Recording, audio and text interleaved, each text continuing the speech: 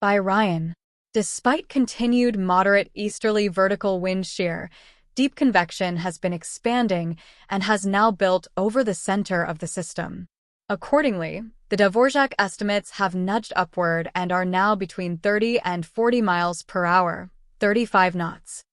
Based on those classifications and the improving convective pattern, the initial intensity is increased to 40 miles per hour, 35 knots, making the system Tropical Storm Gilma.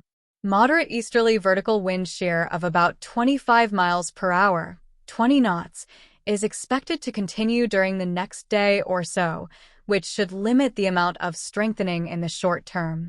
The shear is expected to lessen some after that, and the somewhat more favorable upper-level wind environment combined with warm waters and a relatively moist atmosphere should allow for gradual strengthening throughout much of the week.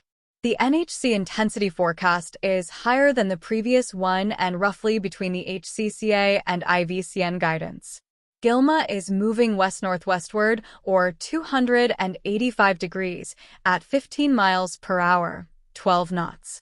A high-pressure ridge situated to the system's north should cause the storm to move westward to west-northwestward at about the same speed during the next couple of days. Later in the week, the models show the ridge weakening as a trough amplifies off the west coast of the U.S., which should cause the system to slow down and turn a bit to the right. There is quite a bit of a long-track spread in the models, with the GFS being the slowest model and HWRF/HAFS the fastest. The NHC track forecast is similar to the previous one through 60 hours and then is a little to the north of the prior track after that. This forecast is close to the various consensus models.